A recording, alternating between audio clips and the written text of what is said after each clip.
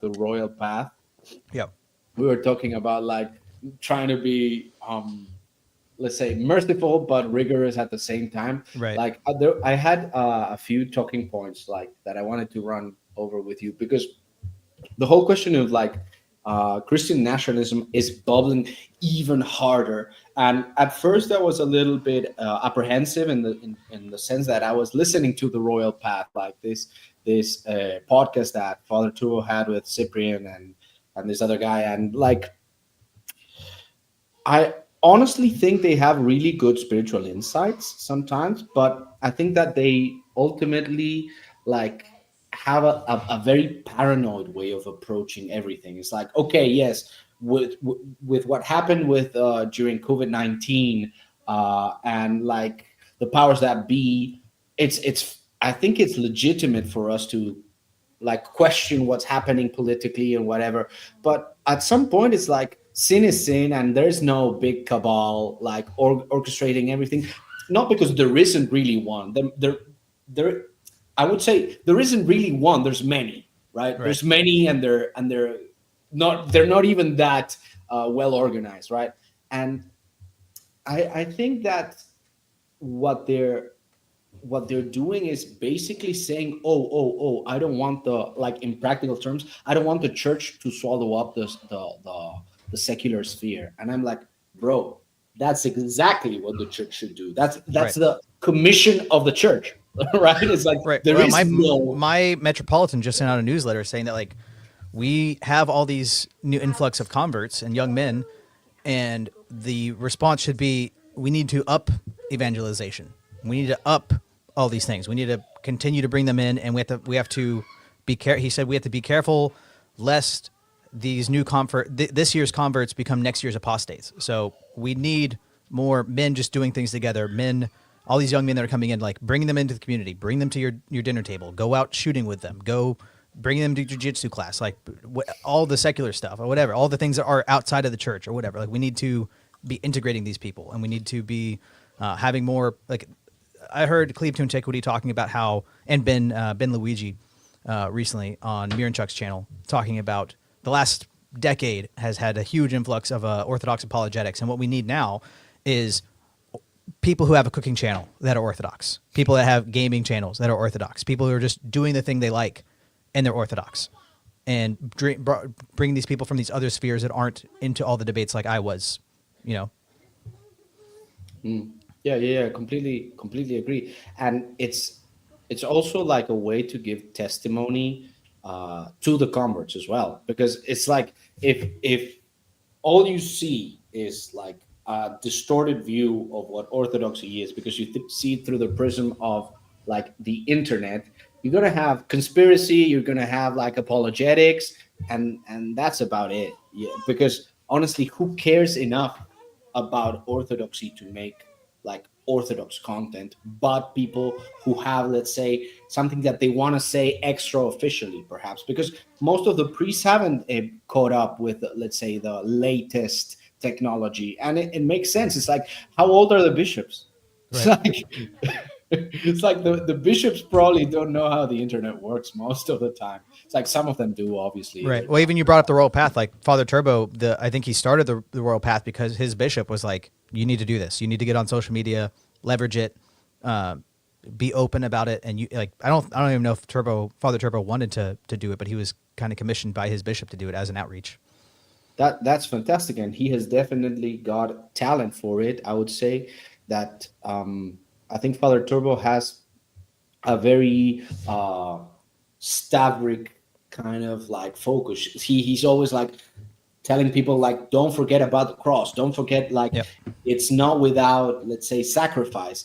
But at the same time, like what I feel is going on when like people criticize Christian nationalism is that they're not seeing the directionality. It's like they become a little bit puritanical and almost like Protestant in their in their critique, because like they're saying, well, but nationalism is not compatible with orthodoxy, and to that I would say, yes, that's true. Like orthodoxy is not nationalistic in the modern sense of like romantic nationalism of the ideology Yeah. of like the Like 19th and post 20th century. liberalism, where it's fascism, communism, liberalism. Exactly. So, like in that sense, you're correct, but like directionally, like wouldn't you want as Orthodox to say, "Hey, I want Christian values to rule," and then you can parse out the differences. It doesn't have to be all or nothing because, like, with their all or nothing argument, like I wanna read something that I wrote. This was a comment on a comment on a comment that like I had like a brief exchange with John Hears, Father Peter Hears' brother. So, like, it's I wouldn't call it a conversation. Perhaps I did call it a conversation before, but it's not. It doesn't qualify. It's more like he read my comment, he liked it, and he found uh, problems with it, and like honestly maybe you can add commentary on it. Like he made a video about Halloween martyrs and MAGA men, and he was basically arguing about like I don't know if you want to watch some of it. Like I already did kind of a small takedown on my channel. Maybe. True identity is found in another story, and then I'll finish. I was in Okay. Georgia a year and a half ago, maybe two now, when Putin basically called in the troops through a draft of non-national guardsmen. In other words, now everybody was up for the draft in order to fight in Ukraine, and young men who had no desire to fight started to flee Russia. When they did, they lined up on the borders. So now I'm telling you guys a story because I think this is the answer to the question of how a Christian nation becomes truly identifiable. Well, as that line of young men started to pile up on the Georgian border, a country of 4 million people, thousands and thousands of Russian men entered into Georgia. And as they did, I was there. The streets were filled. You heard Russian everywhere, including in the hotel where I was staying with my friend Marina. So what was going on? Marina and I were sitting upstairs having a glass of wine, and she was bemoaning the fact that her hotel was packed full. And I was like, well, isn't that a good thing? You're making dough. And she said, yeah, John, it's okay. But how will we do this? How will we do this? And I was like, what do what? She said, I don't know. How will we stay? We can do this. There's too many Russians, and everything will become flattened by them, and they will eat everything up, and they will make everything Russia. Oh, and she started to say, I don't know. And I said, well, I don't understand. Why did you close the borders? John, of course we should close the borders. Why we not close borders? I was like, I don't know. Why not? Because, John, you don't know my people. We can't close borders. If we close borders, then we're not Georgians. And I was like, wait, we can't close borders. My people never close. How can we close borders? These are strangers. How can we not take them? It's not right, but it's wrong, but it's right. She just cried. Very interesting. Because in the end, what I saw in her eyes was the idea that to be truly who she is, she needed to keep her doors open. And in keeping her doors open, she would lose her national identity. And then, like a magic trick, that would be their identity. And God would not abandon them. St. Gabriel says the same thing of San Pablo. God's not going to abandon you. He's going to actually embolden you through the sacrifice of taking in even your worst enemy. And in taking them in, you'll become more of who you are. And your identity will be known in heaven and into eternity. Now, do you think America can pull that off? I would argue that for parts of American history, that was actually the identity. That through the inculcation of various cultures came something like an American identity. Here's the problem. That's when people actually believed in their Protestant Jesus. See? In other words, there was something to graft onto. There was something to become once these Americans arrived. I think there is a magic trick, some might call it, a miracle at play. And the one the Americans used to sort of understand was that the more we welcome those who arrive at our door, the more Christian we become. I don't think this America is capable of that magic trick. And the reason is, Well, I think that's enough of him explaining his argument. I gave, as you know me, I'm a little bit verbose. Like he said, I think this was a little bit tongue in cheek. I need a solid week for this most excellent and provocative post, bro. Like I think he was like, okay, enough of that. But basically, I was making a really elaborate argument that the he's basically defending Protestant Christianity, right? He's saying, well, the experiment was good, right? But it kind of failed because it didn't have like strong enough roots. And I'm like, no. You're saying you're confusing Protestantism with Enlightenment philosophy, right? It's like I wasn't so forceful. I kind of Well, those things are re entwined to a degree. yes, exactly. They're entwined, but like kind of like the political philosophy was like, Lady Liberty saying like, "Bring me your poor," and all of that. And it was basically the idea that like your country under classical liberal economic principles would be better off if you just like brought in people from anywhere because you could just form them and you could make them into productive citizens under that system, right? Like Like everybody's we're gonna like like blank slates, tabula rasa. Just input Exactly. these new things into them, and that like everybody can just conform. Exactly. And not only that, like it was even, I would say, like an economic argument. It was kind of like, bring them to me and I will make them productive, like, and they will add on to the wealth of everyone, and everyone will be better off for them being here, right? Not only will they assimilate, but they will make us stronger. Like, diversity is our strength, you know. And what I was thinking is like, no, no, no, that presumes that education is going to make people way more productive, and the opposite has happened. Like, education has become a burden on Yeah. people who have nothing productive to do with these fake degrees. And like, having more people only benefits two sectors of society: big government, because it wants more, a bigger tax base. Like, it's like bulking. You just want more mass, right? You don't want lean muscle, you just want mass, because mass is the way you get more money, right? And the capitalists who can like benefit from lower cost of labor, right? And I was telling him, yeah, bro, you're talking about like being generous with people who want opportunities because that's Christian. Like, a person was he said, you cannot generalize from the poster child of refugee to open borders. I don't think it's too hypocritical of me to want people to stay home and build their own nation and leave mine alone, while believing that this massive migration is God's judgment for our unrepentant nation. That was succinct. That was like excellent. It was a little bit caustic, but it was funny, right? Like, he got it right. And I wanted to get to something else afterwards, but I want to linger a little bit on this point of like, who does it benefit? And like, it's not generous to be generous with other people's money. It's like pretending you're generous by sending someone else's kids to die in war. I can spare the working class so I can feel like a better person. It's like, there is no generosity without justice. And like, you're not a Christian if you neglect your own child to feed the poor, right? Like, that's what St. Paul called being worse than an unbeliever. And you can say like, my children are well fed all you want, but like, young people are honestly got it, right? Also, like, I mean, it's not to minimize his reply, but like, he's basically defaulting to the phenomenological situation we're in. It's like it's difficult to answer like, who's our own people, where identity is self-generated. I alone am my own. I am my people. It's like, okay, fair enough. Like, and this is kind of like the same question that I received from like the person who was defending liberal democracy in our debate. It's like, well, who's in and who's out? And I'm like, bro, first the church, then the nation. It's like, you have like, from theology outflows like Yeah. a political anthropology. Like, and I was like, my second reply was, political anthropology kneels face down to theology. It's like, authority and responsibility are inextricable, because authority is already there if you know where to look, right?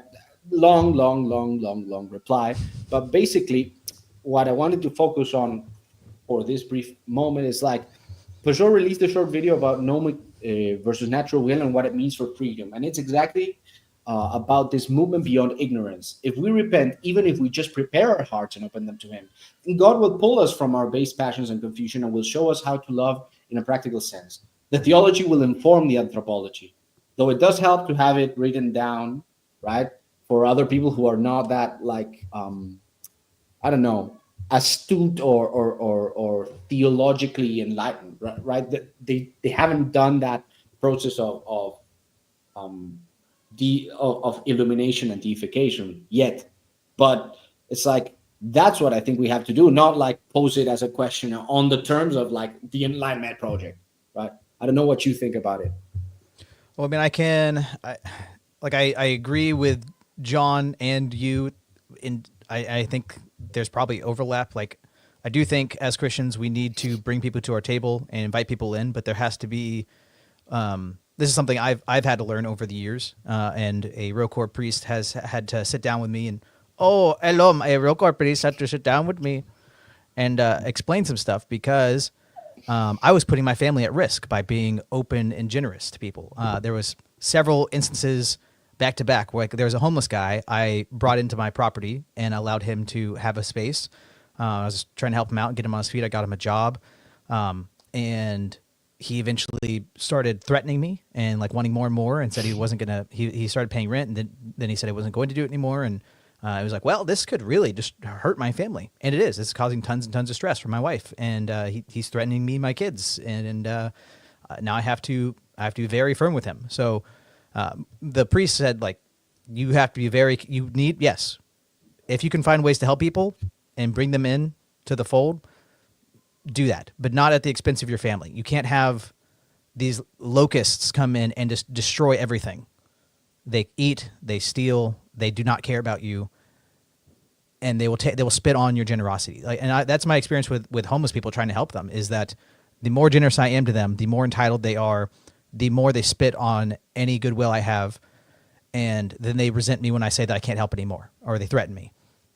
That's been my experience. So doesn't mean I shouldn't help people, but I should find some way to practically do it where it's not like, if the church is bringing people in and destroys the church, like, or a parish, and then the parish can't help anybody.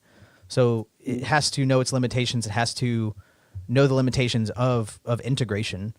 But yes, we can have people come in and if they are integrating, that's fine. But if Ohio looks like Dubai, then it's no longer Ohio. It's been destroyed. Yeah.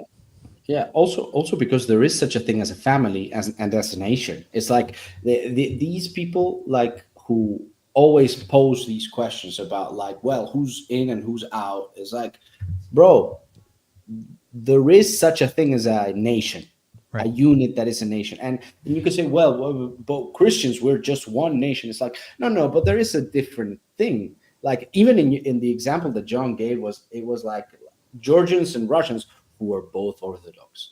Right. It's But like, they're not the same. They're not the same. They're not the same, but they're both. So there's no like Orthodox in a generic sense. You're not Westford. You're not Orthodox. You're in a generic sense. You're an American Orthodox. Right. It's like, bro. No amount of LARPing is going to make me Russian. Exactly. So, like, my thing is like, no. Let's dial it back a little bit and recognize, yes, there is such a thing as a nation, and of course that can turn into idolatry. Right. Yeah. Ethnophilitism. Yeah. And all this is boundaries. We're talking about boundaries. What is the boundary of the nation? What's the boundary of our ability to help people and bring them? Oh, wow. My wife showed me something ridiculous. What are the boundaries of our ability to integrate with other people and bring them into the fold? And where does that destroy us by doing that? Because you can do things with good intent that help no one and destroy yourself as well. Exactly. And that's the line. It's like, bro, you need to first feed your children. Yep. Feed your children. Well, it's like there's this classic story of like the man who visited. He was a married man with like 4 or 5 kids, and he visited a monastery. And he decided the monastic life was beautiful. He wanted to adopt it. So he started walking around town to his job, like with chains all over his body, and like stopped caring for his wife and children. And then his priest was like, "You fool, take this off, be a man, go provide for your children. Like you already made vows. You cannot, that's a boundary thing. Like you cannot LARP monasticism at the expense of your children."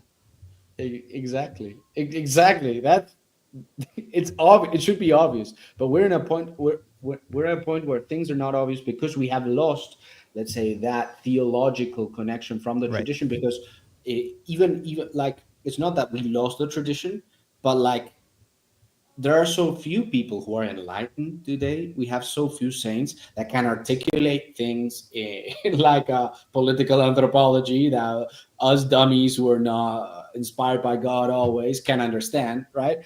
And like, we have so few of them that people are defaulting to, let's say, their own opinions shaped by the world. So that's where I have my issue with, like, always presenting things as if they were like a trap. Everything is a trap. If everything is a trap, then the incarnation is worth nothing, right? Because it means that nothing can be redeemed. And not only that, if things must be perfect before you even begin, then there is no way to repent. And that's, to me, a Gnostic frame, because it means that you need to elevate yourself in order to even begin to interface with God. It's like, no, God, I'm in the bottom of hell. I need to get out. So that's why I focus on the, okay, Christian nationalism might not be orthodox, Right. but Orthodox people should get behind Christian nationalism because it's Is it directionally directionally? Yep. correct, right? So I don't know if you have anything to like spice it up with that, but No, I mean, I I think definitely that agree that people should be not purity spiraling. Like, it's not, the double-headed eagle monarchy. This is insane. I'm like, well, there was step downs from Christian traditional, politics down to where we are now, and it might be a stair step back. And there's a lot of prerequisites. We need to evangelize. We need to pump those numbers up, bro. But yeah, I mean, I think a lot of this can boil down to like false dichotomies. So like, oh, if you are for deportations and closing borders or tightening those things, then you're not loving your neighbor. And I just think that doesn't follow. Like I'm on the parish council at my church, and we're talking about like how can we're projecting we're gonna make more money in tithes this year. So how can we use that money to benefit people in the community or people who are needing it? But we can't be like, oh yeah, here's all of our budget. It's like, well, then we're gonna lose the building. We're not gonna be able to do services and all these things. So we actually have to, like, we want to do things, but we have to recognize the limitations of that we have, and that doesn't mean that we're unloving because we're not giving everybody the entire budget. We have to keep the lights on. We have to pay people to vacuum and mop and everything. We have to do all this stuff. So it's just looking at it practically and knowing that it's not. Oh, hello there. How you doing, Nadim? It's been a while. Yeah, it was like 2 weeks ago. Nadim messaged me. He was like, "Are you guys going to stream?" Like, we're thinking about streaming today, but I think it was me and John, and it didn't end up happening. And then we weren't free the next day. He's like, "Bro, where are you, bro? I want to get on, bro." But yeah, I mean, it's all balancing these expectations, not falling into false dialectics. Just because I'm pro one thing doesn't mean I'm anti another thing. It's just where does the actual boundary lie, and what are we capable of? All that stuff. yeah, I think that the boundary is super hard. I think that the boundary is super hard in a sense of like technically hard. Technically, like, okay, these are the bounds of the church. These are the bounds of like a nation. And it's like, okay, maybe like if you want to go into the margin, it could turn to be a little bit more difficult to parse things out, but they don't need to be. And I was thinking about this mystically, like everything is a cycle, right? When it begins, the beginning is going from nothing to something, right? A mountain, right? Where does the mountain start? It's like it starts very slowly, right? But if you zoom out, you can see, okay, this person is an American, right? Like this person is from the heartland of America, right? Right. If you look at it from a hierarchical perspective, yes, there's a certain center and there's a margin. Margins will always seem to be a little bit fuzzy, especially when it's many mountain peaks, right? It's like, okay, this is America, this is Mexico, like But you this can is still say Canada. this is the mountain range, right? It still has a cohesive Yeah, identity zooming out, but you might look forward. Oh, he's an American, but he's, a quarter Puerto Rican and half Native American and part Irish or whatever. And he has all these different parts of his family and stuff that are unique to him that isn't instantiated across every American or whatever. yeah, and it doesn't matter that that's the case. Like Nadim is offended. Okay, okay, That's Nadim. you're in my mind. You're always saying bro. That's how I read it. I insert a bro, comma bro after everything you say, Nadim. Bro. We were just talking about how people's perception of you. There's like a million Westfords out there that have their perception of me just because like the little snippet they saw of me or how I was conducting myself or who I was associating myself with or whatever. And Nadim, you are my two-dimensional mental frame of you is bro. Just so you know. Okay, so I wanted to add something that I didn't add in the video that I made about this, but it's like in the last like paragraph, I said something along the lines of like, young men have been gutted, and this is not incidental to the immigration conversation. I think a standard for justice needs to be put forward that restores that broken relationship before anything else, because you don't have a nation without young men. Once that is addressed, then you can afford to be generous. So first you need to uproot feminism. I think that's like number one political priority. Uproot feminism, which is the civil war within, and then you can integrate others from a place of peace. Without that peace, there is nothing to Yep. integrate into, because you're like the core icon of what makes the cosmic marriage of heaven and earth true. Marriage truly is the bedrock of civilization. Without families and without patriarchy, there is no nation. Yeah. So, do you disagree? Agree? No, I mean it. I think a glass can only spill what it contains. So if you want to bring people in and give them the peace of Christ and give them the rock solid foundation of orthodoxy, like you have to have that within you. If you want to be generous to people, you have to have and like there's the woman giving her 2 mites or whatever, and she gave more than the people that gave more out of abundance or whatever. So I understand the spiritual implications of giving more than you worldly think that you can. And I think Charlie Kirk said something good. He said that you should have more children than you financially think you can afford. I'm like, yeah, definitely. And like C.S. Lewis says that when you think you're at your capacity, when you think you can't go on or you can't take on more responsibility, and you do, you'll just find out that your capacity grows. You just get stronger. So we shouldn't help people. We shouldn't bring people to our table, but we can't say that at the expense of everyone comes to my table and now my table is destroyed. And I've been killed. Like they've taken over the wine vineyard. They've killed the son. So I don't know. Yeah, like you said, there are clear boundaries, and we can have a discussion of how many. Like for me, I'm not going to bring trans people into my house. I don't want that confusion to be seen and normalized for my kids. Doesn't mean I can't find ways to help those people. So, somewhere along the lines, while you were speaking, I was hearing in my mind that scene from the Lord of the Rings, where when they find the book on Gimli's in the tomb of Balin, and it's like drums in the deep. You fool of a took. So anyway, like I think we're in agreement. I wish we had some disagreements here, but like Yeah, no, I think mean, we, I mean, I think I'm maybe more polemical than you. Yeah, definitely, and I'm more of a peacemaker. I'm less confrontational, definitely. But I mean, I can be, Yeah, but I have to which like is force myself too. I've had to learn. That's been my main progression of the last decade is finding a spine and finding stop being inactive, have the resolve to do things that I ought, and all that, and have boundaries. Boundaries are the things that I've had to have that hard lesson of not having clear boundaries over and over. That's what I've had to learn. So. Well, that's why you're married, and I'm just like this loser 30-year-old. Well, I'm just a loser 30-year-old who's married, so it's all right.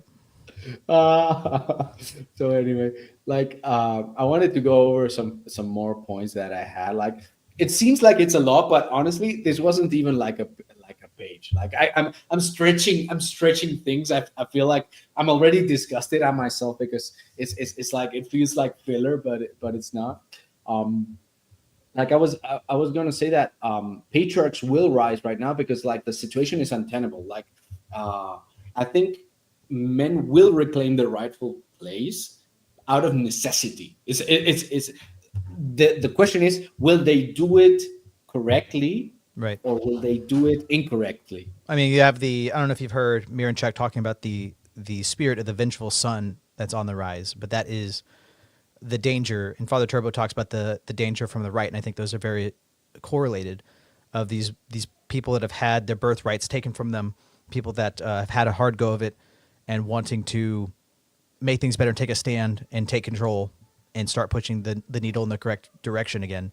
But the danger is that you lose the boundary of justice and revenge or vengeance, that you don't put down the sword when you ought to. Yeah, I completely, which is also like the criticism that they're levying. Like, if you make an idol out of nationalism, like you're obviously going to like go overboard, right? And try to be pure with, oh, you're not in my nation, Yes. right? Your eyes And aren't A11 or whatever. yeah, exactly. So I wanted to say that I think that the civil war we're in is right now. It's like patriarchy versus feminism, or something like that. Feminism slash liberalism, and okay, Nadim. Like How should we deal with this like a subversive I element think you in have to show monkeys clapping. Can we pull that up? pull it up, pull it up. All right. Can you do it? Monkeys clap. I don't know what's going to come up. I found one monkey clapping. If we find one monkey clapping, is that enough? Oh, come back. You have to do the one. You have to be the one to click through. Okay, okay. That don't work.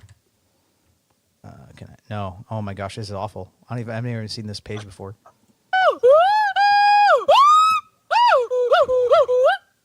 Clap, monkey! He didn't even clap. It said that was the first thing that came up with monkey clapping. Is there clapping?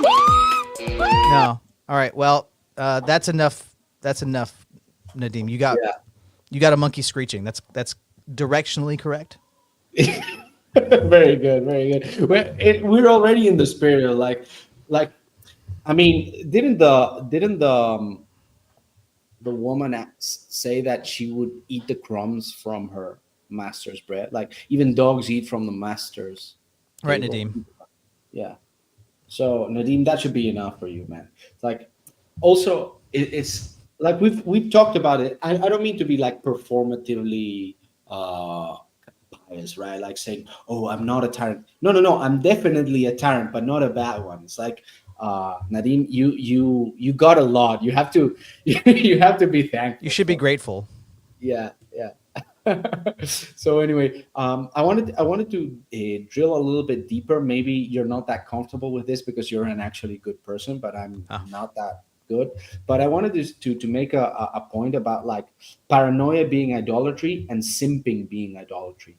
Like, and I mean it in a very technical sense. I mean there's simping is idolatry, uh, because that's what allowed the fall to happen.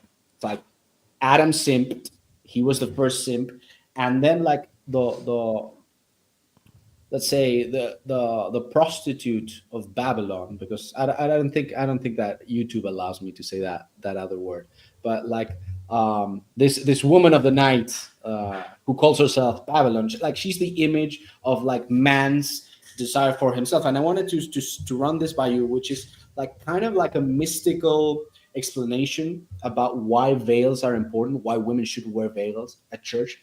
And it's this: when St. Paul is saying that women should wear veils not to tempt the angels, what he's basically saying is like you have to show that you're not open for business. You have to show that what you are is virginal in a spiritual sense. You're dedicated completely to God and to your husband, right? To God and nothing else, right? Why? Because that's the image of the heart of man. That's the image of how we're supposed to offer. And the problem is that on both sides you have iconoclasm, the Gnostic iconoclasm of paranoia, of saying nothing can ever be good enough, so it shouldn't be. And on the other end, you have anything goes because I think it's godly, and well, she likes it, and I'm gonna give her what she likes. And it's like, brother, no, no, no, no. You're inverting man and God. You're giving man what man wants on its own terms, and you're supposed to be the head. Like you're supposed to be looking towards God, and instead of doing that, what you're doing is basically going with what's easy for you. What's easy for you is just simply be a demagogue, just like give everyone whatever they want on their terms, instead of thinking, is this good for them? Well, yeah, that actually can really destroy people because you need to make people work for it, right? If you just give everybody, you actually will destroy their will, destroy their ability to perform. So, I mean, you could see that like with homelessness again. Like you give them everything, but if they're not working for it, then they're not taking ownership of it. So you have to find that balance of actually being effective. And it goes back to, I'm not going to simp for you, Nadim. I'm married. That's gay. Real gay, Nadim. All right. Yeah. He's drinking whatever the frogs are drinking. Yeah, but you should be a benevolent king. This comment, I think, man, you're dangerously close of being banned. I'm gonna drop the hammer on you, Nadim. Yeah, we don't need you, Nadim. I know you're our only audience, but we will be the crazy people posting to nobody. We are untouchable. I mean, I'd rather like God said to Israel, like he said to Moses, like I can make Israel out of mud once Right. again. It's like I don't need you guys. And Moses was like, but please, please, you took us out of Egypt. Come on, come on. You gotta beg a little bit. You gotta beg. You Yeah. gotta Or ask. the like Christ could have immediately healed the woman that came. I think it was intercessing on the behalf of her child, and she had to ask 3 times for Christ to say, "Your faith has made you well. Go, sin no more." So and Christ says, "Keep knocking." Right? Keep knocking. Christ is going to make us work for it, because if you love me, you'll work for it. The violent to take it by force and all that. So Yeah, yeah. I thought you were gonna say, if you love me, take care of my flock, which is also biblical, which is what he tells Saint Peter, right? If you love me, take care of my flock 3 times. Like Peter renounced him 3 times, and then so maybe there's also a parallelism there, but I'm too stupid to actually do like well, even when you typology. bring up veils, I could see like an iconoclast argument against veils, like, oh, you're veiling and hiding the image of God. But that's I've never heard an iconoclast say that. I'm just trying to make that argument. So it'd be like a misunderstanding of protecting the image, having the boundaries, having it dedicated for the correct things, the correct relationships. We're like with masks. Masks were sort of a veil, but they were iconoclastic. Where veils hide the image, they obscure it in some way, but they're not iconoclastic. Yeah. Yeah, well, there's also like the antecedent situation with the whole Nephilim and stuff. It's like I know Father Stephen DeYoung has his explanation, which like I don't think it's necessarily incompatible with the one I take. Rather than I prefer one where like angels cannot reproduce, right? Like angels cannot reproduce not only with men but amongst themselves. Like they don't have that capacity. They don't have the power of reproduction. What they represent to me in that story of the fall, right? Of the fall of let's say the sons of God and the daughters of Mm. men. I think what the some of the church fathers interpret, like Saint Augustine and such, is like the sons of God represented the descendants of Seth and like godly men, and the whole thing about like finding the daughters of men is the same thing with simping. I'm sorry to bring it back, but it's like they found bad women beautiful, like women who, let's say, were adorning themselves, right? Like we're talking post Cain, right? We're talking well, post Cain. We're talking about women who were using their sexuality to allure men, and it's like what I see right now is like this symbology of, let's say, women who are not veiling themselves, being temptresses for men who then fall into temptation. And it's like they want to make it into a dialectical war of like who's responsible for what. And it's like that's stupid. Of course, Right. everybody's responsible Yeah, I there. mean It's that's like like the whole MGTOW thing. Like feminism has eroded women so bad that we should just walk away from them and abdicate all responsibility. It's like, no, yes, feminism is terrible and has done innumerable harm to women, but that doesn't mean you should just adopt their standard for yourself. You should go, yep, men messed up, men simped, men abdicated responsibility, and the buck stops here. And women suck, but I'm gonna do whatever I can, and God's will be done. I'm not. I see the MGTOW stuff, and I have some sympathy because I do see how bad women have been and the struggles the young guys I know in dating, and I see things are bad. So I have some sympathy, but I don't really have a ton of sympathy for the people who are voluntarily in celibate in this worldly sense, where they're forever bachelors and they hate women and all this stuff. I think I think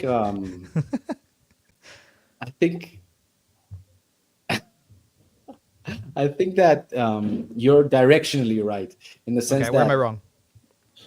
I think that one has to actually fight that battle in the sense of like it's not that you're wrong, it's that I would put the emphasis on like standing on value. It's like Yeah, uh, I'm completely convinced that if it's in God's plan to for me to marry, for example, like God will send that person to me at the right time, at the right, let's say, moment in both of our lives, and it will be providentially good.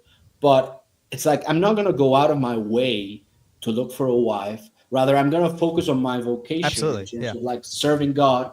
And once that manifests, then the right person will arrive, not because they will be attracted necessarily to the money or whatever, or even the prestige, but rather but because they would be the kind of person that would be able to spiritually appreciate that.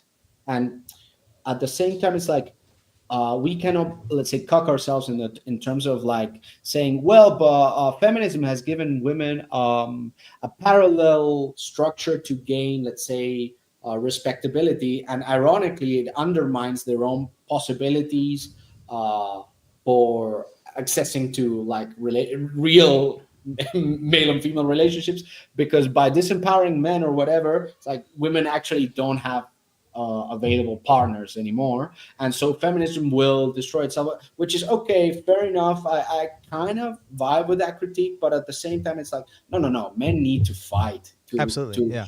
to because I don't even think that the patriarchy fell. I think it's just asleep. But because like if you take Right. seriously the arguments of people like I don't know, Andrew Wilson or Jimbo or whatever, it's like they're right. It's like we do have the political power if we want to wield it. Yeah. We I just agree. haven't been wielding it, Well, that's in my part critique because about the MGTOW people is that it's a continual it's continuing the cycle of abdication, of not taking a stand on value, not trying to right the ship the other way. It's just like, okay, I'm just gonna die alone and let them die alone too. And like, what? well, It's not an answer. no, I agree with what you're saying. What I would add is that I think fundamentally what they don't seem to be able to like piece together is that like they cannot deal with the fact that they have desires, and the Mm. only way for them to approach like having actual real like, human relationships with other people means dealing with those desires. Like I don't claim to be an expert on this, Lord forgive me, because I am talking about something that I personally struggle with, not in the sense of lust, but rather in the sense of vainglory, because like I want to impress subconsciously, I want to impress the other people. Like I'm Yeah. very charming socially because I love that. I love the feeling of charming somebody else. Right. The act of seduction to me is something that is very deeply rooted in my soul in a negative sense, and I have to work it out of me. But at the same time, it's like what you have to do in that situation where you're like feeling that you have this tug at you that you cannot like deal with is like focus on God, right? Yeah. Like, and that's what the men go their own way cannot do because Well, they do not have it's that frame. yeah. I mean, like, at least they're not simping, but it's almost it's like communism where it's like this dialectic where if you actually like didn't care about women, then you wouldn't have a movement about how we really don't care about women. It's like, well, your whole thing is focusing on feminism. That's your whole thing. Exactly. So like you're obsessed with it and you want a woman, but you think there's no good enough women or you're not a man enough to get a good one or something. Yeah. Maybe I'm being harsh there, but if you didn't care, there wouldn't be a whole movement about it. And you're not simping. If I'm going to grant that, but you're falling off the other side of the path, whatever the Yeah. opposite of simping is. Yeah, it's basically saying that all women are bad, right? Yeah. And like I could even appreciate like a real purist perspective in the sense of like I don't want to marry a woman who's not a virgin. Like I could completely respect that perspective, but it's like, do you think those women do not exist? And like the problem is like they're waiting for perfect women that do not that will never like reach them because they're not even what a perfect woman would like. It's like why would a Right. saint choose you as a husband because If she instead of wants the working on extra. yourself and cultivating your soul and cultivating your abilities, cultivating your community, your relationships, your manhood, you've spent all this time being angry and bitter and talking about how women are the problem. Like the right woman is going to come around and be like, "Oh, you hate me. You hate women. I don't care about you. I'm going to look for a guy who's not bitter and a douchebag." Yeah, yeah. So either way, I think that what's missing is for us to like acknowledge that Make It's what way can God. we participate in politics? We have to crown Nadim as the new monarch. He will become the new. We need a rally behind Nadim He's gonna be and in crown charge of him. the goats. I'm gonna make him Is that because like he's brown? goat master. You think? Oh, Yes. we're talking about women, and we're like, okay, well, that's for Nadim. That's goats. Sorry, Nadim. Sorry, Nadim. I'm gonna make Bro, him that was join. only one time, bro.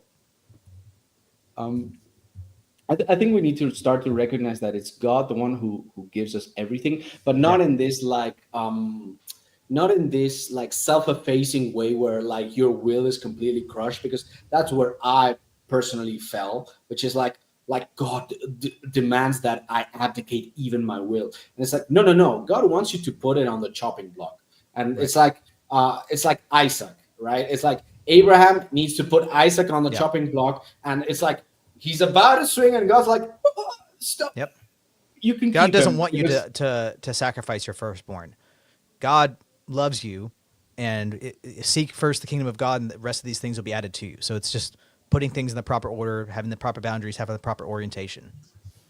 yeah, I would go so far as to say like God definitely wants you to sacrifice your firstborn, but not in the manner that you think.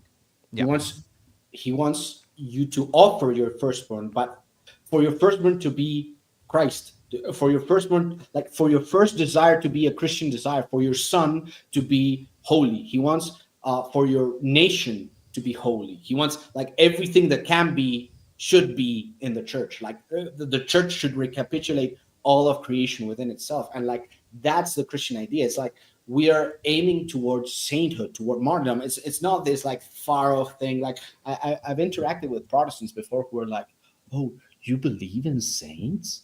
And it's like, bro, that's the whole point. Yeah. It's like, and they were like, "Oh no, I do not believe anyone can be a saint." And I'm What's the like, point? yeah, I couldn't understand. It's like it's not only possible, it's necessary.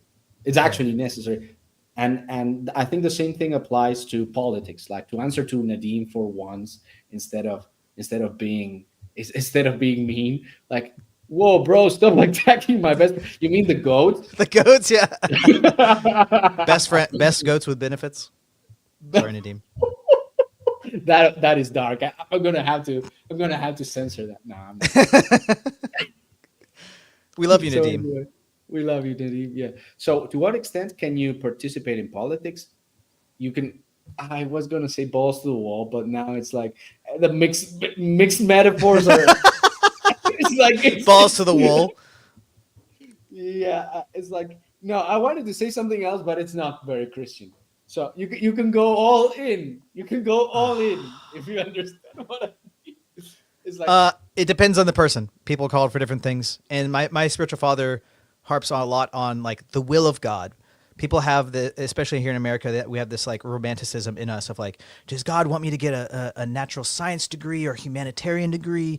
And God's like, my spiritual father's like, God will provide whatever. It's not like, oh, you're not in the will of God if you got this degree and not this degree, or you moved to this state instead of staying here. It's like God will use you where you're at, and God is going to work with you. And there's not unless it's like obviously like Jonah, like you got to go to Nineveh. It's not this deterministic thing, and I'm just trying to divine what variables God's will is. It's more that you are a Christian wherever you're at. You are Orthodox, whether you go here or whether you go there. That's what my spiritual father harps on a lot, because there's all these young people in my parish who are agonizing, deliberating over these life decisions, and it's like, well, those things are actually much smaller than they are in your mind. because they're very rationalistic and they don't really trust God to be in command. Like they think they have to trick God into being God. Right. It's like no, no, no. God gives you of Himself all the time, and like Yep. He just wants you to ask, bro. Like He Yep. really just wants you to ask. Right, and well, it also goes back to Psalm 50. Like, people are giving the sacrifice, but a humble and broken heart, a heart of contrition, God will not despise, and then He will be pleased with an oblation of righteousness. So, you can give God your first fruits, you can give Him the sacrifice, but if the prerequisite of having a heart oriented towards Him, having a heart with contrition over your own faults, your own sins, then that sacrifice is meaningless. You have to have that thing before you can give God that. And God is going to accept. It's going to be pleasing to God, but not without that heart.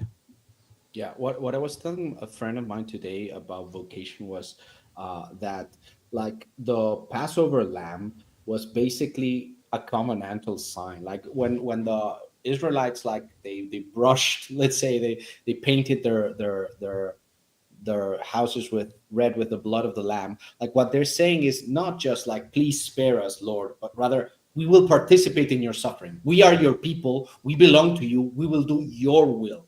It's like it's a promise. It's like it's not just like, oh, thank you, Lord, for what you've given me, and then like sitting back, relax, and it's like, oh no, yeah, bro, like God's got me. I'm once saved, always saved, bro. It's like, no, no, no, you don't understand. It's like God saved you, but you're gonna have to like sacrifice your Right. whole life in His name, right? So in that sense, it's like a the way I picture it, it's like the church is like this overflowing um like cups, like stack of cups with blood. It's like Christ is pouring the blood, and then the martyrs keep on bleeding and Mm. bleeding and bleeding until you drench the whole creation with a testimony of God's like love for the world. So, that's my like my favorite. So cliche. I should have been Protestant, if it's like for God so loved the world that He gave His only Son. That to me that's pure poetry. But anyway, like the point was, it's like yes, God did this, but you have to do your part. Right. And like It's a ladder of divine ascent, right? yeah, Protestants can hear about our soteriology and get things confused, or say that we're works based salvation, or all this vapid critiques. But it's the grace of God is the ladder that comes down from heaven, and He gives us the ability and the strength to climb it towards Him. Without God's grace, without His provision for us, there would be no ladder for us to climb. We'd be down here. So yeah, it the grace comes down, allows us to work towards Him. yeah. And there's also the element of like the dark night of the soul, in the sense of like God tests you in terms of your ability to be tested. Like He will not Mm-hmm. test you beyond your means, Right. but He's always testing you right next to your means, because if not, it wouldn't be a test and it wouldn't actually help you grow. So in that sense, like mirroring back what you were saying about like taking on more responsibility, which you seem to be much better than me at. But like I was going to say that like during the dark night of the soul, it seems as though Christ is pulling away, but Christ is testing you if you can keep the temple like with a candle lit, waiting for Him. Like Mm-hmm. he wants, like He's gonna come like a thief in the night, and you have to be ready. So that's why He seems like He's away. Like you have to man like the temple while the King is away. You have to stand your ground there. And the question is, will you stand your ground? And it's funny because the image of it, like that we have in the tradition, is like the virgins, like the virgins with a lamp, and like that might not seem to a lot of people who are very rationalistic or materialistic to be an image of spiritual warfare, but there's nothing more masculine than being that virgin, if you understand the way a medieval knight would have thought about life. It's like, no, no, no, I have to stay strong even though I cannot see God completely, even though I feel like I'm abandoned, even though like people around me hate me, they want to kill me. It's like, no, no, no. I believe that God has my best interest. And that's what you can offer God. That's like your heart fully given to Him. Because, like, if you were, let's say, certain of it, if you had this ability to be completely, I don't know, connected to God through your own will, then it wouldn't be grace. That then Mm. it would be you grabbing onto God and saying, "Oh, I'm gonna have a piece of God right now." It's like Right. it looks tasty. Right. And there's the this idea of God withdrawing His grace from us in order to test us or reveal ourselves, or allow us to fall in order to humble ourselves. So people do have this, especially from Protestantism. They think like God will never abandon me, but even God's chastisements, His rod, His withdrawing the presence, the experience of the grace, is a loving action. Hmm. And like you said, So what's Nadim saying? Nadim is saying that like He will give us fresh goat milk as a token of. It's Okay. like, bro, you will give it to us as a token of tribute, man. Yeah. Because like, peace. If you want to look at it as a gift, that's fine with me. Yeah, yeah, yeah, yeah, definitely. It's like the gift of the magi, the three magi. It's like, yeah, we'll take your gift. Come on, gift us the recognition of our lordship over everything. So, is your wife requiring your presence, Mr. Wesley? No, not yet. I don't think. Just Not checking yet. in. But like you said, that God won't give us more than we can handle with His grace. And I think about like the way that, with confession and like God revealing myself to me, the limited amount that I've been able to see myself, the roots of my own sin is like when there's like three things. There's just me choosing to be weak. Like I see the temptation and I'm resisting. I just like choose not to. I no longer resist. So it's just me knowing I have the will and I can do it, and then choosing not to. And then another one is impulse, just like having lack of impulse control and doing something. And as I'm doing, like what is wrong with me? And then three is inattentive, being inattentive, seeing I have this issue, and then I should really work on that. And then I like days go by, weeks go by, months go by, and like yeah, this issue I know I need to work on, I just don't. And those are the Yeah, three things that I know I can overcome. And maybe it's altogether just an inattentive issue is probably the overarching, because even the like tons of it's practical stuff. Like if I could just think about practically how to handle, like, I know that I'm weak in this area when these temptations coming up. What can I do to prepare for that? But it's yeah, inattention is the number one for me. Lack of resolve, lack of forethought, seeing the things I need to do and letting them pass. yeah. No. I completely get it. The way I frame it for myself, it doesn't mean that it's true. I'm not like a guru. I'm not anyone who can give any spiritual advice. But like, I struggle with the same thing in terms of like writing down for me. Like, I need to pray more. Right? It's like I write it down for me, and then it's like I'm staring at it, and I'm Yep. staring at it. It's like, I'm not living up to this right now. Yep. It's like, and I think it's kind of like a lack of love. Right now, I'm having Mm. like this push pull with God. I'm gonna. This is just me personally. Right now, it's like I bought a really nice icon that I showed you, and it's like it's helping me pray more, but because I like the icon, Mm. and I like what it, at least what it transmits me, what it represents to me, what it allows me to, the way it allows me to think of God. Because it's Christ with the children, it's like, because it gets at stuff that's like deeply rooted in my own soul, like in terms of passions. Like, for on the one hand, it's like Christ said, like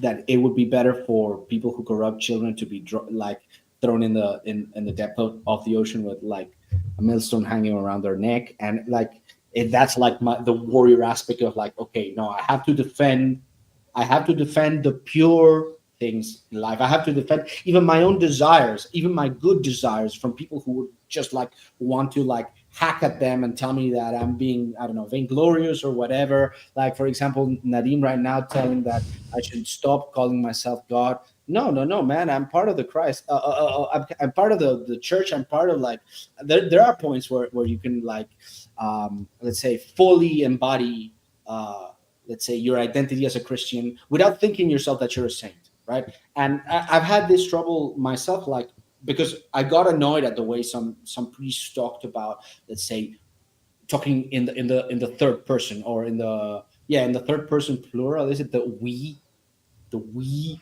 right? Like, we in the church. It's like all the time. It's like, and they would say like super pious things, and it's like I was thinking to myself, like, who's we? It's like, you're not living up to this. Like, we who? No, the saints are doing that. Who are you, man? And I realized that it could be vainglorious to speak like that, but it could also be humble if you understand that, as you're saying it for the other person. You're not saying it for you. Right. You're saying Like you're saying, even a hypocrite like saying I don't do as I do, but do as I say. Like don't smoke this pack of cigarettes a day like I do, grandson. It's like that's still like even if it's obviously way less potent than if he was walking it.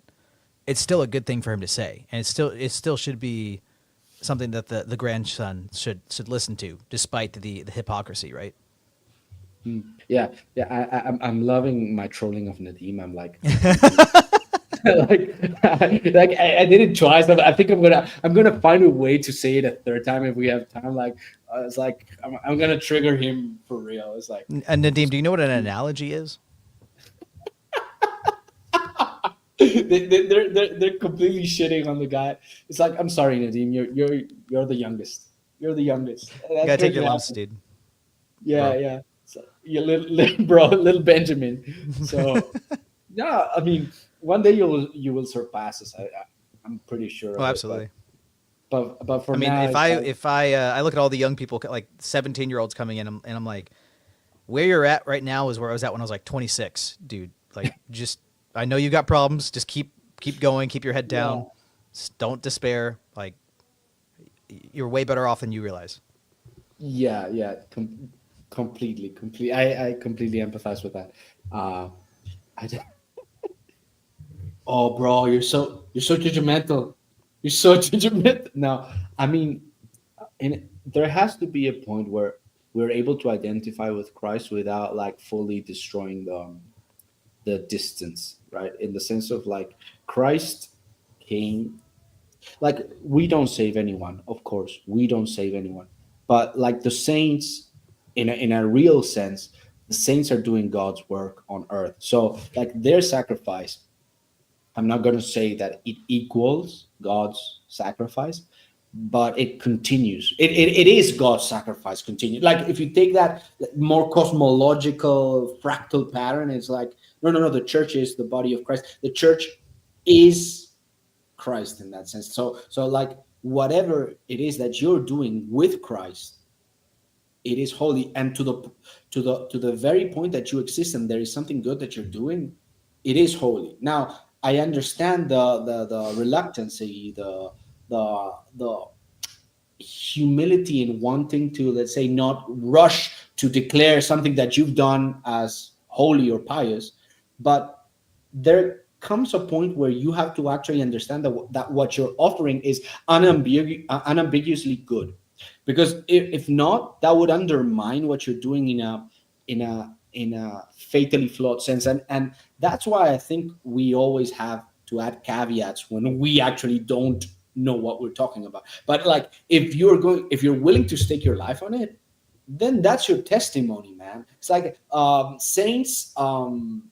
I feel like sometimes there's this like disconnect where people like venerate saints so much that it's like they don't allow normal people to do saintly things anymore. Mm.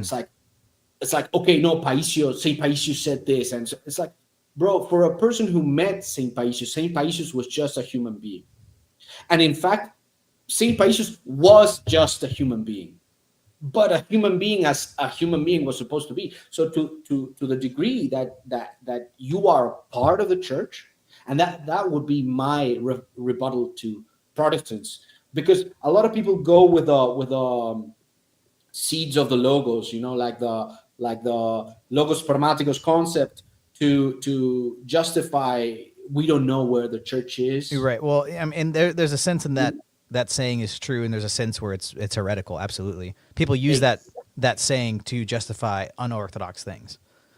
Exactly.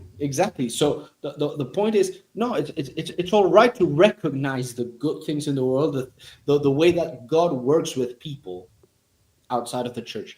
But if you're already like waiting for the stamp of approval of the canonization of a saint for you to take anybody seriously, then you cannot even live life, because everything is suspect and there is no solid ground anywhere, when actually what God calls you to do is to walk on the water. It's like, if you're doing what God's telling you to do, you will be walking on water, and it will be like sacrifice and faith at every single step of the way. But sometimes our own human frailties and our own, let's say, attachment to our own concepts makes us forget that there's a lot of paradoxy in the world, a lot of paradox in the sense of like what I said about the virgins, and like the virgins being like warriors. Like if you Mm, have like the spiritual insight, you can see that the virgins are doing spiritual warfare right. like better than the manliest man. It's like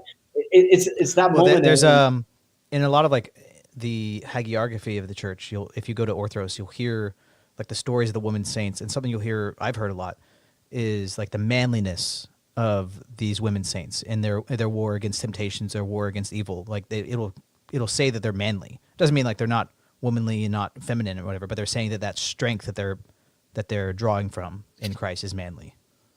yeah, yeah, the analogy there is completely true. It's like their courage is manly, and that's what they're supposed to do. It's manly towards the world, right? It's feminine towards God. And that's the proper fractal Mm, structure of reality. It's like man is supposed to be feminine towards God, of course. absolutely. And like I was reminded, I don't know why I'm quoting. Maybe it's because you, Westford, you bring me into like the Lord of the Rings kind of like mindset. But it's like it's reminded me of like that scene in the Two Towers where like Aragorn is telling Leo then like, right, like Hmm. he's basically saying, okay, let's do this. Like things are inimaginably bad, but we can still go out with a bang. Like we can remain faithful to God, right? Even when all things seem lost, and then you find grace. I think, and that's the courage that we're supposed to like try to instill in other people. And the only way for me to genuinely square, because that's the problem that I had when I was like when I had my moment of crisis of faith. It's like do I have a say in this? What am I offering if it's all God given? And it's like, no, no, God is inspiring you and God is sustaining you, but it's your will which has to be offered. And it's not this like iconoclastic, oh, my will is always fallen, so it can never be anything good and whatever. No, No, no, it no, just it needs to be healed. it needs to be healed, and when it's healed, then you've got it, man.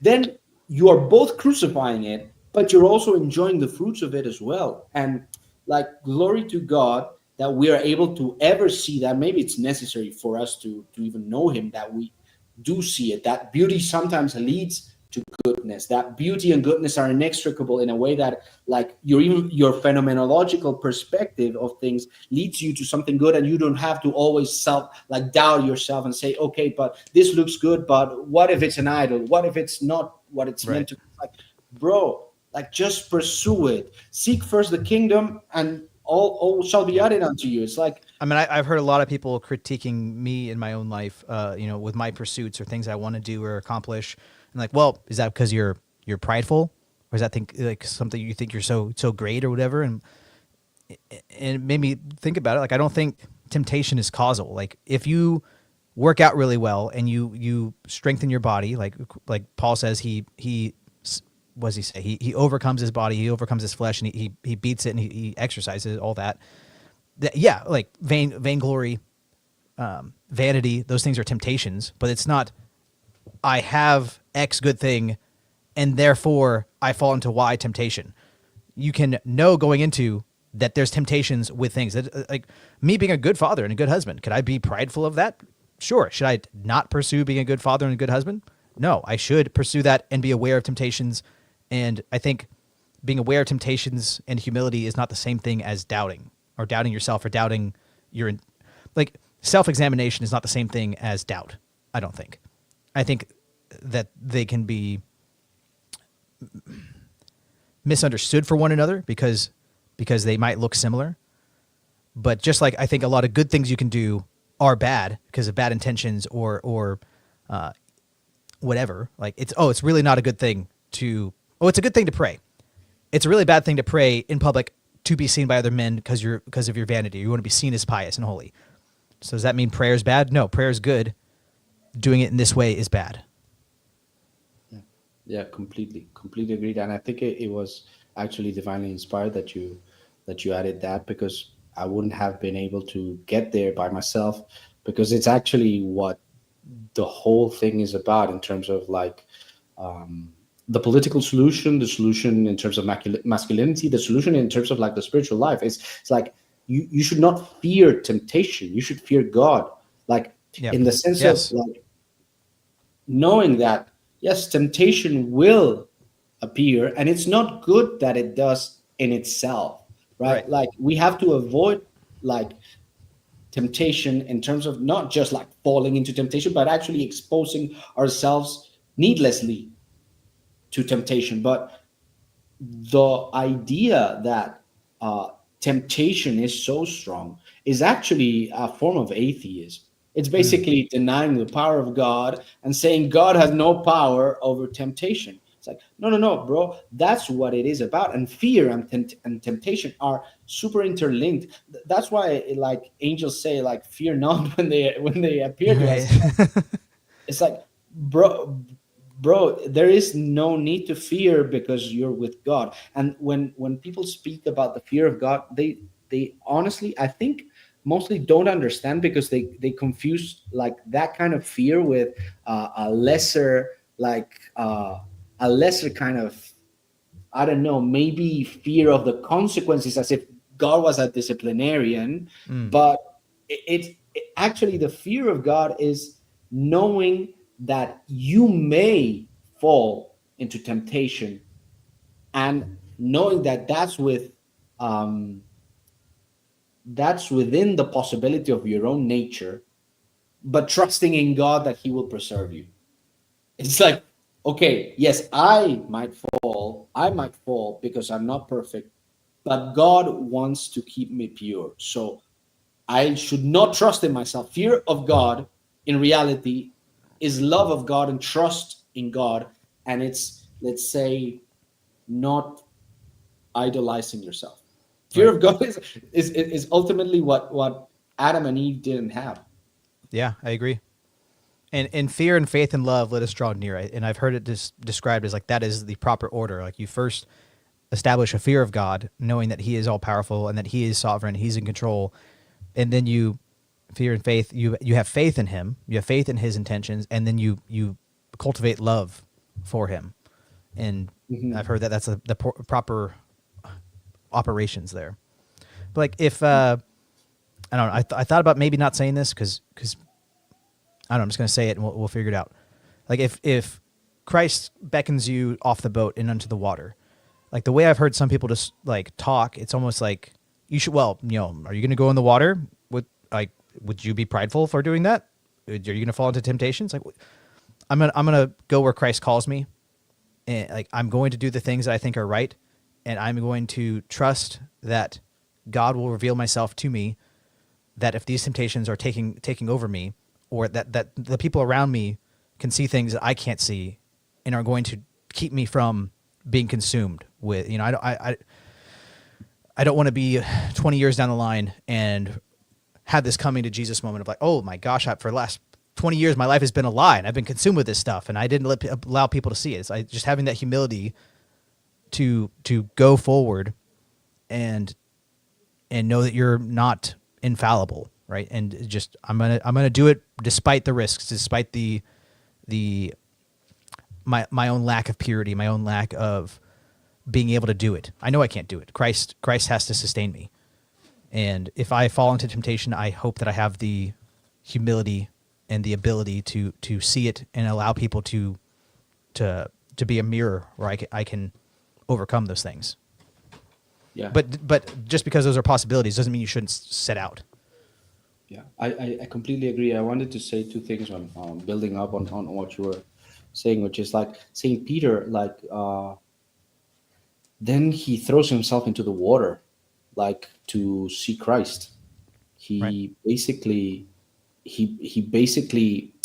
in a sense, he renounces the need to walk on water.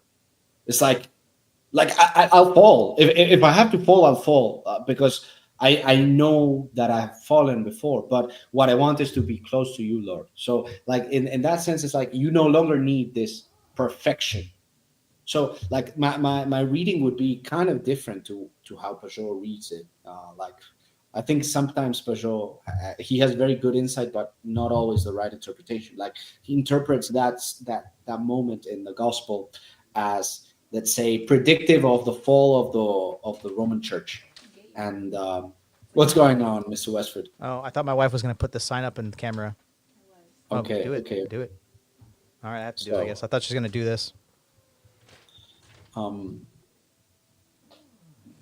Gayim, Gayim. It's a I'm a gay. goyim, I'm a but gay a goy. gay, a gay goy, a gay goy boy. Yeah. A Anyways, go gayim. on. So like Peugeot reads it as kind of like that moment as kind of showing human fallibility in the sense of like, yeah, Peter cannot walk on water, right? Like he cannot do it because like the church of Rome like will fall because of pride and whatever, and then it will be restored, right? Kind of almost an ecumenistic reading, right? But the way that I read it is like, no, no, no, Peter like recognize, okay, I've I've done like something unpardonable, and Christ has pardoned me. So this actually allows me to make mistakes. This allows me to make mistakes as long as I directionally want to get closer to Christ. Right. So, and I think in terms of like what a psychoanalysis calls obsessive neurosis, which is ultimately a conception of the male problematic of, let's say, being able to believe ourselves able to do anything in the world, which I think psychoanalysis is very problematic and such. But in terms like you can kind of take the good things if you impose on it like an orthodox phenomena, and it's basically, let's say, the encouragement of the father, the encouragement of uh let's say, um being within, let's say, an existing system of relationships, like the church, like a family, like a nation, where there is actually a normative way of doing things, a normative way of being within the structure and acting in the structure on behalf of the structure. Let's say, saying, I'm a part of this, saying, I have something to offer. I can do things that are good for the rest of the community, where I see a lot of brokenness because we do not have, or we did not have Christ, right? Because the connection to Christ was severed, and it, like, slowly but surely, let's say in the West, that what we need to recover is also the relationship to Christ, not just as this penitential cross. Because, like, I go to a Russian church, the Russians are very big on like the suffering. It's like the joke of like the British person saying, "I will die for honor," the French saying, "I will die for love," and the Russian saying, "I will die." Right. Right? I mean, I've heard someone describe it. It's like, well, just Russia's kind of a terrible place to live. Like it's not it's very cold and barren. It's hard to live there. So it's just suffering to live there is what I've heard. Yeah, so maybe they romanticize a little bit too much the suffering, because I think it's actually salvific, and maybe it's good that they do. Maybe in terms of like their national character, their spirituality, maybe it leads them to, let's say, a form of piety where they're actually very aware of their own faults, right? And that's good, and it is maybe even something salvific for the rest of the world. But I think we also need to temper that, let's say, awareness of one's faults with also the knowledge that God wants the best for us, and that should be the the ground where we put our stake in, which is like, uh, yes, I know God loves me. That should be like the first, like, when God creates a good world. So if you're slightly departing from that in any kind of way, you should default to, there's something wrong with me that I cannot see creation as good. So it's like, and I think that's why the devil ultimately wants us to kill ourselves. It's like, because it's both the paradox of wanting to be in control of our own lives, so we take our own lives to spite God, but at the same time, it's the despair in feeling completely disconnected from God, because how could God be good, right? How could God be good? How could God allow life to be this way? And it's like, I'm not trying to say just get good, like just be strong, but I'm trying to say in the most uncharacteristically tender way possible, like God is there for you, bro. Like he's got you. Like you're a baby. You're a baby. He's got you. Yep. He's got you covered. And like at least that's what I want to transmit with my art and with my content, with my, not in the sense of making other people feel let's say contained, because like who am I to contain them, but maybe I have to sometimes. But I do know that that's just as central to Christianity as like saying, oh, we gotta destroy the idols. It's like sometimes you got to just like clean off the grime of the idol and treat it as an icon, and like it's an icon.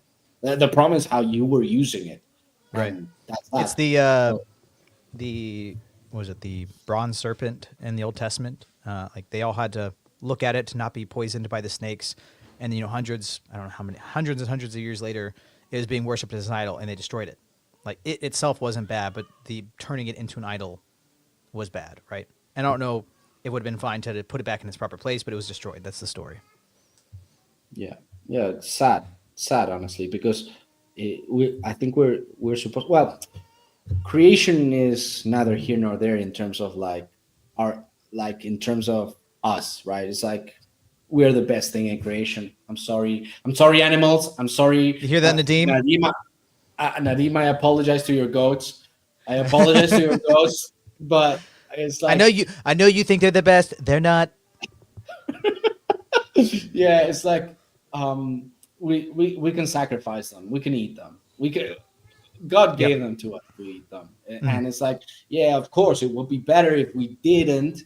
But those people who are just like so purist and like, bro, go live in a I mean, I've seen monastic. people say they're interested in orthodoxy, but they have like their autistic special interests of like, oh, it's not always vegan, or oh, I'm not becoming orthodox. Like I talked to a guy, he's like, I'm not becoming orthodox because I've tried to rally the people of this parish against like factory farming, and they like are kind of lukewarm. Like some people care and some people don't. Like this is the biggest thing. I'm like, it's not the biggest thing.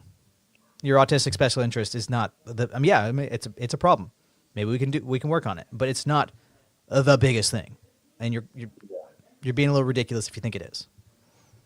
Yeah, scrupulosity run wild. It's like, ironically, it would be like, I would love for that person to become a monk and have to deal with those things in their own like monastic cell, like battling those demons, like hammering his own soul into salvation. Because like honestly, those kinds of idols, I think that if you're truly forced to be with God, like they kind of fall away. Like what I tell, like there's this National Socialist guy at my parish, and what I tell, like I tried to tell him yesterday, and I don't think he quite took to it. Maybe he was a little bit offended. I was telling him like beauty is like aesthetics is moral, and morality is aesthetic. So what I was trying to tell him is like, bro, you like the vigorous aspect of masculinity. You venerate the ancient Greeks and this and that, and like the beauty in women and this, because he wants like the fullness of life, right? And what I tell him is like, bro, at the same time, like you not I didn't say that it was kind of gay. I kind of think that it's kind of gay, honestly. But what I was trying to tell him is like, bro, true beauty is moral. So, and he was like, well, but you can have a beautiful person who is a bad person. And I was like, but you're just looking at the outside form. It's like you're Right. not, like, if beauty is the promise of goodness, if beauty is meant to attract you into goodness because that's how it works, that's how it serves God. Maybe that dude If needs that's to read Picture of Dorian Gray. That's what the whole book's about the outer beauty versus the inner beauty, and how the outer beauty at the expense of the inner beauty will destroy and corrupt the outer beauty, which I think is just, oh with physiognomy checks, like you can see when somebody's been harboring evil thoughts over the last 30, 40, 50 years, like just their face adapts to that. It molds to their thoughts, right? I think there's a lot of truth in that, but like I'm trying to address like the concerns of like a teenager, post teenager kind of guy who's like distrustful of women because and I get it, like women like when they're teens, like they're at their peak of beauty and they're basically not really there yet, because of the fallenness of the world, society, whatever, and they're mistrustful of them because it's like, okay, they're beautiful, but at the same time, it's like I can get lost into the temptation. It's like they do not have, let's say, they haven't developed the inner fortitude, the spiritual fortitude, the aplomb, the strength to be able to withstand that, and they're rightfully, let's say, fearful. But it's like, no, no, no, bro, you're worshiping strength, but ultimately, what you don't understand is that your worship of strength betrays your lack of strength. It betrays the fact that you're needing this person to somehow be perfect morally before you even start to engage with them, when your role as a man is to guide them morally. Right. Like, So if you're saying that they have insecurity and inability to be able to take the imperfect and help perfect it, to help guide, help lead. They want the woman to not need leading because they're already there. they don't even know that that's their duty. That's how bad it is. Like, if you tell them, like, they would assent to it. Like, they would say, yes, yes, of course, of course. But no, no, no, no, no. You don't understand. That's what you do for them. Like, that's your whole role. Like, you're the priest in your family. That's what you're supposed to do. And like, I get the more, let's say, kind of nitpicky things about, I don't know, well, but you wouldn't buy a car who's got like all of this mileage, right? Okay, okay, okay. Let's put that aside for a little while. I'm telling you about what you can realistically be able to purchase, let's say, from in the sexual How good's your marketplace. credit, dude? Yeah. Yeah, how good's your credit? And they don't even realize that it's like, bro, you're supposed to lead.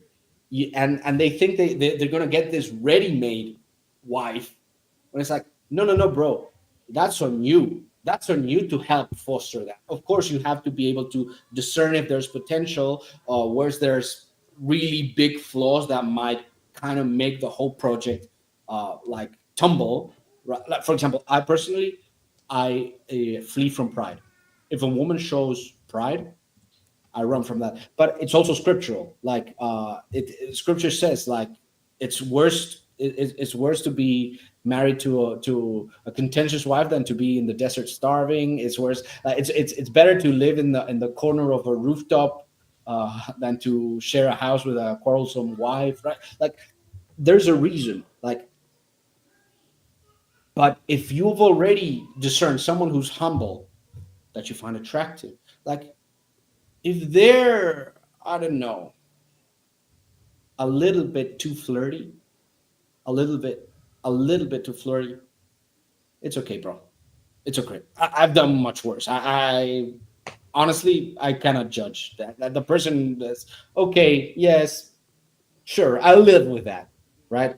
But these guys, like, they're terrible, and they think that they will get this like huge saint princess who for some reason is gonna want to be with them, and I'm like, and she's also drop dead gorgeous, by the way. She's for some reason it's like she's also incredibly beautiful. I'm like, bro, but what are you giving the person? Right. Like, are you giving them leadership? Like, and I see a lot of simping, a lot of simping, honestly. No, I agree. And yeah, I mean, we could just. I don't think I have much more to add except repackaging what you said. Yeah. So okay, here Nadim is basically